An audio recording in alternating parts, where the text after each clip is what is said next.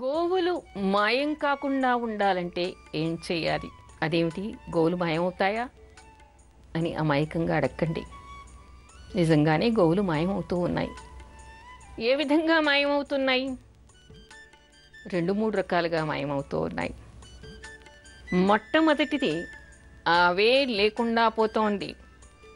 ఎందుకు అంటే మనకి దున్నపోతులు అంటే విదేశాల నుంచి దిగుమతి చేసుకున్నటువంటి దున్నపోతుల వీర్యాన్ని, ఆ తర్వాత గాడిదల వీర్యాన్ని, తర్వాత మనకి అడవి పంది వీర్యాన్ని వీటికి ఇంజెక్ట్ చేస్తూ ఉన్నారు.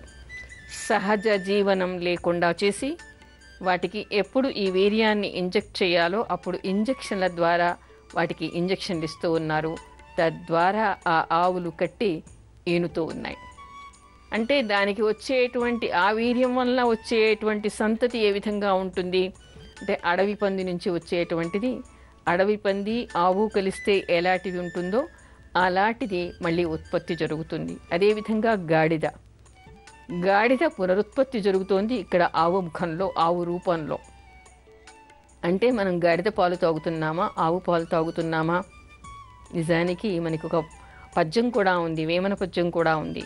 గరిటెడైన నేమి గంగిగోవు పాలు, కడవడైన నేమి కరము పాలు అని. అంటే గంగిగోవు పాలు గరిటెడైన చాలు, కడివేడు పాలు కరము పాలు మనకెందుకు అనేటువంటి పద్యం కనపడుతుంది. కానీ మనం ఏం చేస్తున్నాం?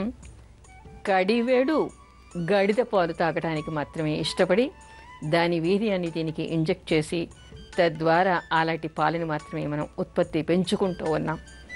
అంటే ఒరిజినల్గా మనకి జీన్స్లోనే ఆవు అనేటువంటిది లేకుండా మాయం చేసేస్తూ ఉన్నాం. ఇంకా కొన్ని తరాలు మారిన తర్వాత నిజమైనటువంటి ఆవు మీకు కనపడదు భారతదేశంలో.